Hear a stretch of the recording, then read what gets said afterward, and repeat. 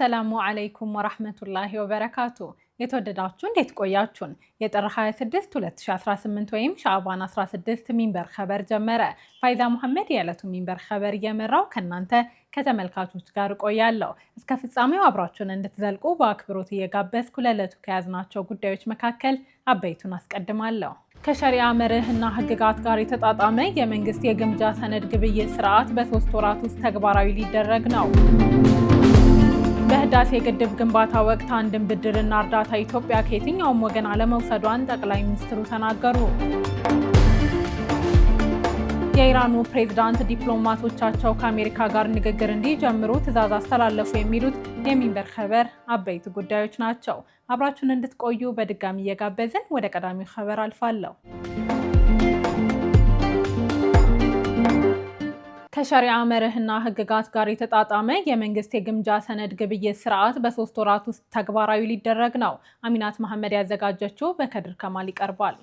የኢትዮጵያ ብሔራዊ ባንክ ከወለድ ነፃ አገልግሎት የሚሰጡ ባንኮች ከሸሪዓ መርሆዎች እና ህግጋቶች ጋር በተጣጣመ መልኩ በመንግስት ግምጃ ሰነድ ግብይት ላይ እንዲሳተፉ የሚያስችላቸው ስርዓት በቀጣይ 3 ወራት ተግባራዊ እንደሚደረግ አስታውቀዋል። ባንኩ ይህን ያስታወቀው የራሱን እና የተጠሪ ተቋማቱን የግማሽ ዓመት አፈጻጸም ሪፖርት ለህዝብ ተወካዮች ምክር ቤት ፕላን በጀትና ፋይናንስ ቋሚ ኮሚቴ ሰኞ ጥር 25 2018 ባቀረበበት ወቅት ነው። ሪፖርቱን ለቋሚ ኮሚቴው ያቀረቡት የብሔራዊ ባንክ ገዥ ዶክተር ኢዮብ ተካልኝ ናቸው። ገዢው ብሔራዊ ባንክ በቀጣይ ሩብ ዓመት ከሚያከናውናቸው ጉዳዮች መካከል ከሸሪዓ መርሆዎች እና ህግጋት ጋር ተስማሚነት ያለው የመንግስት ግምጃ ቤት ሰነድ ግብይት ስርዓት ማዘጋጀት አንዱ እንደሆነ አስረድተዋል። አሁን ያለው አሰራር ከሸሪዓ መርሆዎች ጋር አብሮ የሚሄድ ባለመሆኑ ከወለድ ነፃ አገልግሎት የሚሰጡ ባንኮች በመንግስት ግምጃ ቤት ሰነድ ላይ እንዳይሳተፉ እንዳደረጋቸው ለፓርላማ አባላቱ ተናግረዋል። ብሔራዊ ባንክ ከ3 ወራት በኋላ ተግባራዊ የሚያደርገው ስርዓት ከሸሪዓ መርህ ጋር የሚመጣጠን እንደሆነም በቋሚ ኮሚቴ ስብሰባ ላይ አስረድተዋል። እነዚህም ባንኮች በመንግስት የግምጃ ቤት ሰነድ ግዢ ላይ እንዲሳተፉ የሚያስችላቸው ስርዓት በኢትዮጵያ እስካሁን ባይዘጋጅም በቀሪው ዓለም ግን ሱኩክ የተሰኘ ከሸሪዓ መርህ ጋር የተጣጣመ የፋይናንስ አካሄድ ተግባራዊ ሲደረግ ቆይቷል። የእስላማዊ ትብብር ድርጅት ፊቅህ አካዳሚ ሱኩክን እንደ አውሮፓውያን አቆጣጠር ከ1988 አንስቶ ህጋዊ አሰራር ነው ሲል ተቀብሎታል። ስርዓቱ ተፈጻሚ የሚሆንበት የመንግስት ግምጃ ቤት ሰነድ ግብይት በአሁኑ ወቅት እየተካሄደ ያለው በኢትዮጵያ ሰነደ መዋዕለ ንዋዮች ገበያ በኩል ነው። መንግስታዊው የፖሊሲ ባንክ የኢትዮጵያ ልማት ባንክ በተመሳሳይ ኤፍኤስዲ ኢትዮጵያ ከተባለ ድርጅት ጋር ሱኩክ በመባል የሚጠራውን እስላማዊ ቦንድ ወደ ተግባር ለማስገባት ያስችላል የተባለ ውይይት እንዲሁም ረዥም ጊዜ ወስዶ ሲያጠና እና በተለያዩ ሂደቶች ውስጥ እንዲያልፍ ማድረጉን ከ10 ቀናት በፊት መግለጹ ይታወሳል። የኢትዮጵያ ልማት ባንክ የመጀመሪያውን ከወለድ ነፃ ቦንድ ሱኩክ ስራ ላይ በማዋል ለኢንቨስትመንት የሚሆን ሀብት ለማሰባሰብ መዘጋጀቱን የገለጸው ከወለድ ነፃ የባንክ አገልግሎት ባስጀመረበት መስከረም 2016 ነበር። ባንኩ በአሁኑ ሰዓት ባለፈው 6 ወራት ብቻ ከ100 ቢሊዮን ብር በላይ የተጣራ የመንግስት በጀት ፍላጎት በግምጃ ቤት ሰነድ ሽያጭ ማሟላት መቻሉንም ገልጿል።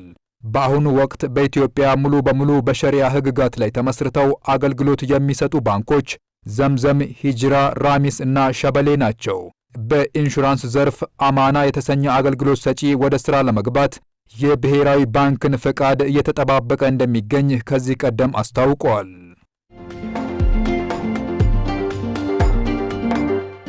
በህዳሴ ግድብ ግንባታ ወቅት አንድም ብድርና እርዳታ ኢትዮጵያ ከየትኛውም ወገን አለመውሰዷን ጠቅላይ ሚኒስትሩ ተናገሩ። አሚናት መሐመድ ተጨማሪ አላት። ጠቅላይ ሚኒስትር አብይ በታላቁ ህዳሴ ግድብ ግንባታ ወቅት አንድም ብድርና እርዳታ ኢትዮጵያ ከየትኛውም ወገን አለመውሰዷን ለህዝብ ተወካዮች ምክር ቤት ተናግረዋል። ጠቅላይ ሚኒስትር አብይ ይህን የተናገሩት የ2018 በጀት ዓመት የ6 ወራት የሥራ አፈጻጸም ሪፖርት ላይ ከምክር ቤት ለተነሱላቸው ጥያቄዎች ምላሽና ማብራሪያ በሚሰጡበት ወቅት ነው። በጀግኖች ኢትዮጵያውያን ቁርጠኛ አቋም በአገርም ውስጥ ከአገር ውጭም ባሉ ኢትዮጵያውያን በቁርጠኝነት ጨክነው በጋራ ቆመው ስለሰሩ የተከወነ ፕሮጀክት ነው ሲሉ ለግድቡ ግንባታ ብድርም ሆነ እርዳታ እንዳልወሰደች አጽንኦት ሰጥተው ተናግረዋል።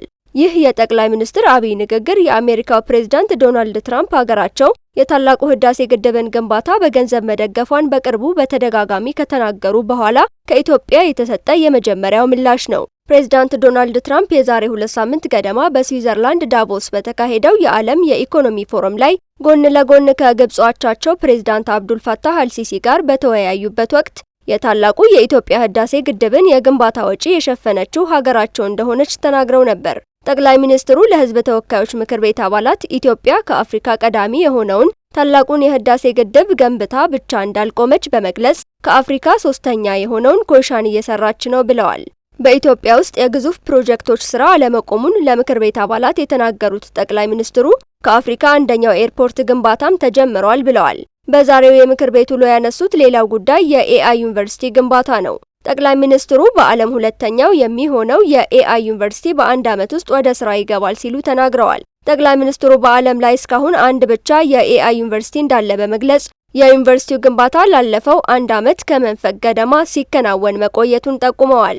የአየር ኃይልና የኢትዮጵያ አየር መንገድ ከአፍሪካ አንደኛ እንደሆኑት ሁሉ የኤአይ ዩኒቨርሲቲው አሁን መገንባቱ ለመጪው ትውልድ ስመጥር ተቋም እንዲኖር ያስችለዋል ብለዋል። በዓለም አቀፍ ደረጃ የመጀመሪያው አርቲፊሻል ኢንተለጀንስ ዩኒቨርሲቲ የሚገኘው በተባበሩት አረብ ኤሚሬትስ ነው። የሞርጌጅ ስርዓት ለማስጀመር ፖሊሲ እየተዘጋጀ እንደሚገኝ ጠቅላይ ሚኒስትሩ ተናገሩ። ጠቅላይ ሚኒስትር አብይ አህመድ በኢትዮጵያ በቤቶች ልማት የሞርጌጅ ስርዓት ለማስጀመር ፖሊሲ እየተነደፈ መሆኑን በህዝብ ተወካዮች ምክር ቤት ተናግረዋል። ከፓርላማ አባላት በተነሳው ጥያቄ በኢትዮጵያ የቤት ችግር አለ የተባለው ልክ ነው ያሉት ጠቅላይ ሚኒስትሩ መንግስታቸው በቀጣይ 5 ዓመታት 1.5 ሚሊዮን ቤት ለመገንባት በእቅድ ማስቀመጡን አስታውቀዋል። የሞርጌጅ ስርዓቱን ለመምራት የሚያስችለው ፖሊሲ ሲጠናቀቅ ለህዝብ ይፋ እንደሚደረግ ጠቁመዋል። ለቤት ግንባታ የሚሆን የመሬት ዝግጅት ስራ እየተከናወነ እንደሚገኝም ገልጸዋል። በተጨማሪም በፋይናንስ፣ በቴክኖሎጂና በዲዛይን ዘርፎች ላይ አስፈላጊው የጥናትና የዝግጅት ስራ ስለመሰራቱም አንስተዋል። የቤት ልማት ፖሊሲ መጽደቁን ያስታወሱት ጠቅላይ ሚኒስትሩ በመንግስትና በግል ዘርፍ መኖሪያ ቤት ለመገንባት የሚያስችል እንደሆነም አስረድተዋል። በተጨማሪም በስሪዲ ዲዛይን የተሰሩና በአንድ ወር ቤት ለመገንባት የሚያስችል ፋብሪካ እያስመጣን ነው በማለት በቅርቡ ይፋ እንደሚደረግ ጥቆማ ሰጥተዋል። የሞርጌጅ ስርዓት በቤት ገዢው በቤት ገንቢውና በባንክ መካከል የዋስትና ግንኙነት በመፍጠር ገዢዎች በየወሩ የተቀመጠላቸውን ተመን እየከፈሉ የቤት ባለቤት የሚሆኑበት መንገድን ለማመቻቸት የሚያስችል ነው። ስርዓቱ በሌሎች ሀገሮች በስራ ላይ የሚገኝ ነው። ይሁን እንጂ በበርካታ ሀገሮች ስርዓቱ በእስልምና የተከለከለውን ወለድ ያካትታል። በአንዳንድ ሀገሮች ደግሞ ሁሉንም አካታች የሆነው ሀላል ሞርጌጅ አሰራር ተዘርግቷል። ኢስላማዊ ሞርጌጅ በመባል የሚታወቀው ሀላል ብድር በተለይ ወለድ መክፈልን ወይም መቀበልን የሚከለክለውን የእስልምና ሕግን ለማክበር በሚል የተነደፈ ነው። ወለድን በሚያስወግደው ስርዓት የቤት ገንቢዎች ገንዘብን ከማበደር ይልቅ በሽርክና ወይም በሊዝ ላይ የተመሰረቱ አሰራሮችን ይጠቀማሉ። ባንክና ገዢ ንብረቱን በጋራ ሲገዙ ገዢው ቀስ በቀስ ባለቤት ለመሆን ኪራይ ይከፍላል። ጠቅላይ ሚኒስትር አብይ አህመድ በዛሬው ማብራሪያቸው በኢትዮጵያ የሚዘረጋው የሞርጌጅ ስርዓት ሀላል ሞርጌጅን የሚያካትት ስለመሆኑ የሰጡት ጥቆማ የለም። የተወደዳችሁ አሁንም የተከታተላችሁ የምትገኙት ሚንበር ኸበርን ነው። አብራችሁን ስላላችሁ ደስ ይለናል። ለሚንበር ኸበር ጥቆማ ወይም አስተያየት ካላችሁ በአጭር የስልክ ቁጥር 9282 ላይ ብትልኩልን አጣርተን መልሰን ለእናንተው እናቀርባለን። የሚቀናችሁ ማህበራዊ ሚዲያ ከሆነ በሁሉም አማራጮች @ሚንበር ቲቪ ብላችሁ ብትፈልጉን ታገኙናላችሁ። ድረገጻችንን www.minbertv.com ብትጎበኙ ደግሞ አዳዲስ መረጃ ታገኛላችሁ። አሁን ደግሞ የዕለቱን አብይ ጉዳይ እናስታውሳችሁና እንመለስ። ከሸሪዓ መርህና ህግጋት ጋር የተጣጣመ የመንግስት የግምጃ ሰነድ ግብይት ስርዓት በ3 ወራት ውስጥ ተግባራዊ ሊደረግ ነው። ከቆይታ በኋላ የኢራኑ ፕሬዝዳንት ዲፕሎማቶቻቸው ከአሜሪካ ጋር ንግግር እንዲጀምሩ ትዕዛዝ አስተላልፈዋል። እንመለስበታለን፣ ይጠብቁን። የወርቅ ዋጋ ባለፈው ሳምንት መጨረሻ ቀናት መረጋጋት የታየበት ቢሆንም ዳግም ከፍተኛ ጭማሪ ያሳየ። ዓለም አቀፉ የወርቅ ገበያ ዋጋ ቅናሽ ካሳየበት ተመልሶ የ5.7 በመቶ እንዲሁም የብር ዋጋ ደግሞ 9.3 በመቶ ጭማሪ በማሳየት በወቄት 86.6 የአሜሪካን ዶላር ዋጋ ደርሷል። የአንድ ወቄት ወርቅ ዋጋ ከ5000 ዶላር በላይ በመሸጥ ለመጀመሪያ ጊዜ ክብረ ወሰን ነው የተባለ የዋጋ ጭማሪ ያሳየው ባለፈው የፈረንጆቹ ዓመት ነበር። ይህም ከ60 በመቶ በላይ ጭማሪ የታየበት መሆኑ ተገልጿል። የወርቅ ዋጋ በዚህን ያህል ጭማሪ ያሳየው በአሜሪካና በሰሜን አትላንቲክ ጦር ቃል ኪዳን ድርጅት መካከል በግሪንላንድ ደሴት ጉዳይ በተፈጠረው ውጥረት ምክንያት ነው። ከዚህ በተጨማሪም በሀገራት የታየው ከፍተኛ የዋጋ ንረት፣ የአሜሪካ ዶላር መዳከም እንዲሁም የአሜሪካ ብሔራዊ ባንክ የወለድ መጠንን በድጋሚ መቀነሱ ወርቅን ጨምሮ የከበሩ ማዕድናት ተፈላጊነት እንዲጨምር ምክንያት ሆኗል። ከዚህ በተጨማሪም በዩክሬንና በጋዛ ያለው ጦርነት እንዲሁም የአሜሪካና የቬንዙዌላ ውዝግብ የወርቅ ዋጋ እንዲንር አድርጓል። ነገር ግን ከፍተኛ ጭማሪ ያሳየው የወርቅ ዋጋ ባለፈው ሳምንት ጁማአና ሰኞ መጠነኛ መረጋጋት ታይቶበት ነበር። ቅናሹ የታየው የአሜሪካው ፕሬዝዳንት ዶናልድ ትራምፕ የቀድሞ የፌዴራል ገዢ ኬቪን ዋርቨን ቀጣዩ ለፌዴራል ሊቀመንበርነት በመሰየም እጩ አድርገው መምረጣቸውን ይፋ ካደረጉ በኋላ ነው። በዚህም ሰኞ ዕለት ወርቅ ከ$4500 በታች ተሽጧል። አናዶሉ እንደዘገበው ይህ ዋጋ ዛሬ ማክሰኞ 5.7 በመቶ ጭማሪ በማሳየት ወደ $4926.4 በላይ ደርሷል። በአሜሪካ ሚኒያፖሊስ ከተማ የሚሰማሩ የፌዴራል ኃይሎች የሰውነት ካሜራ ሊገጠምባቸው ነው። የአሜሪካ የሀገር ውስጥ ደህንነት መስሪያ ቤት ባለፉት ሳምንታት በተቃውሞ ስትናጥ በቆየችው የሚኒሶታ ግዛቷ ሚኒያፖሊስ ከተማ የሚሰማሩ የፌዴራል ኢሚግሬሽን ኃይሎች የሰውነት ካሜራ አድርገው መንቀሳቀስ እንደሚጀምሩ አስታውቋል። መስሪያ ቤቱ ይህንን አዲስ እርምጃ ያስታወቀው የፌዴራል ኢሚግሬሽን ኃይሎች አሌክስ ፕሪቲ እና ሬኒ ጉድ የተባሉት ሁለት አሜሪካውያንን በሳምንታት ልዩነት ውስጥ መግደላቸው ተከትሎ መንግስት ላይ ተቃውሞ በመነሳቱ ነው። ቢቢሲ እንደዘገበው የሁለቱን ሰዎች ሕይወት የቀጠፈውን እርምጃ የወሰዱት የፌዴራል ኃይሎቹ ስደተኞችን ለመያዝ ሚኒያፖሊስ ውስጥ ከተሰማሩ በኋላ ነው። የሀገር ውስጥ ደህንነት ሚኒስትሯ ክሪስቲኖም ሰኞ ዕለት በኤክስ ገጻቸው ባሰፈሩት ጽሑፍ ከአሁን ጀምሮ ሚኒያፖሊስ ውስጥ የሚሰማሩ ሁሉም መኮንኖች ላይ የሰውነት ካሜራ እንገጥማለን ብለዋል። የሄኒፒን ካውንቲ የሕክምና መርማሪ ባደረገው ምርመራ በፌዴራል ኃይሎቹ እርምጃ ምክንያት የተከሰተውን የፕሪቲ ሞት ግድያ እንደሆነ ደምድሟል። ይህም ድምዳሜ አንድ ሰው በሌላ ሰው መገደሉን የሚያመለክት ቢሆንም በትክክል ወንጀል ተፈጽሟል የሚለውን የሚያረጋግጥ ላይሆን ይችላል። ሰኞ ዕለት የወጣው የምርመራ ውጤት እንደሚያሳየው ፕሬቲ በአንድ ወይም ከዚያ በሚበልጡ የጸጥታ ኃይሎች በተተኮሰበት ጥይት በርካታ የተኩስ ቁስሎችን አስተናግዷል። ግለሰቡ ሚኒያፖሊስ ውስጥ ወደሚገኘው የሄኒፒን ካውንቲ የሕክምና ማዕከል የድንገተኛ ክፍል ከተወሰደ በኋላ ሕይወቱ ማለፉንም መረጃው ያመለክታል። የአሜሪካ የጉምሩክና የድንበር መስሪያ ቤት እንደሚገልጸው ከሆነ የፕሬቲ ሞት ውስጥ እጃቸው ያለበት ሁለቱ የፌዴራል ኃይሎች የሰውነት ላይ ካሜራ አድርገው ነበር። ወኪሎቹ ለጊዜው ከስራ ታግደው እንዲቆዩ መደረጉንም መስሪያ ቤቱ አስታውቋል። የአሜሪካ የፍትህ ሚኒስቴር በበኩሉ በፕሬቲ ሞት ዙሪያ የሲቪል መብት ጥሰት ምርመራ መከፈቱን ገልጿል።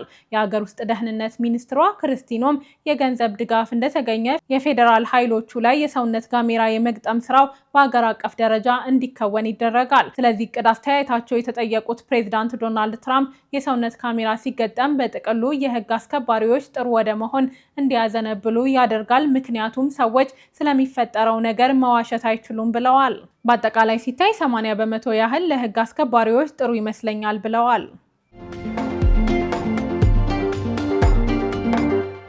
የኢራኑ ፕሬዝዳንት ዲፕሎማቶቻቸው ከአሜሪካ ጋር ንግግር እንዲጀምሩ ትዕዛዝ አስተላለፉ።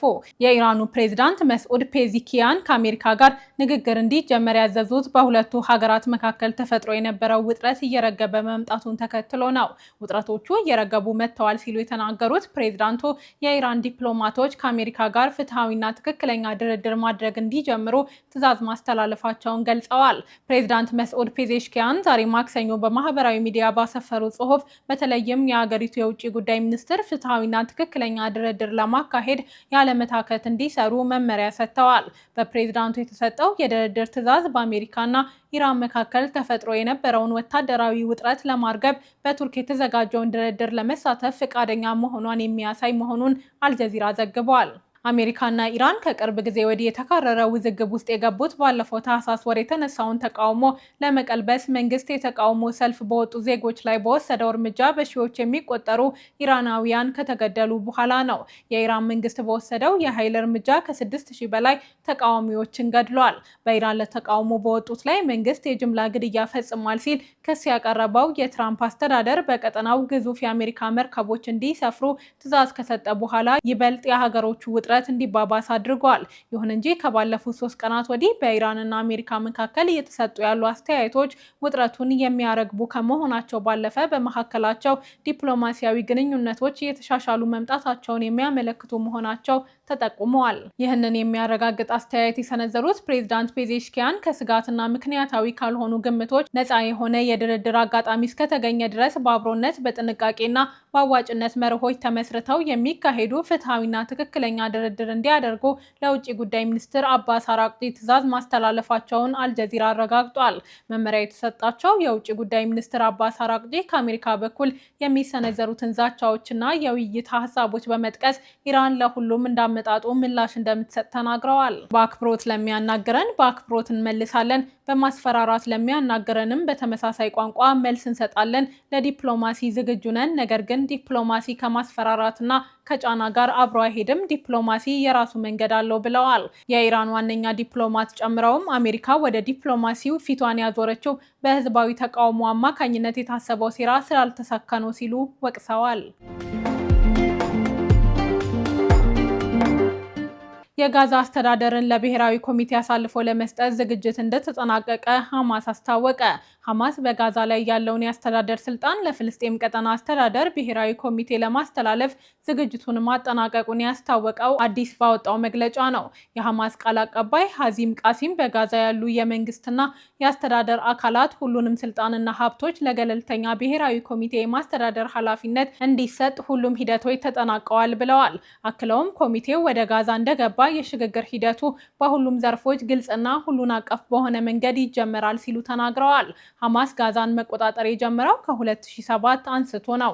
ይሄ የተፈጠረው በፍልስጤም አስተዳደር ፕሬዝዳንት ማህሙድ አባስ ከሚመራው የፍትህ እንቅስቃሴ ጋር የተፈጠረው አለመግባባት በመስፋቱ ነው። ሐማስ ስልጣን የሚያስረክበው የጋዛ አስተዳደር ብሔራዊ ኮሚቴ በከተማዋ የዕለት ተዕለት የሲቪል ሰርቪስ ጉዳዮችን የመቆጣጠር ኃላፊነት ያለበት ፖለቲካዊ ያልሆነ አካል ነው ተብሎ የሚገለጽ ነው። ሊቀመንበሩ አሊ ሻትን ጨምሮ 11 ፍልስጤማውያንን ያቀፈ ነው።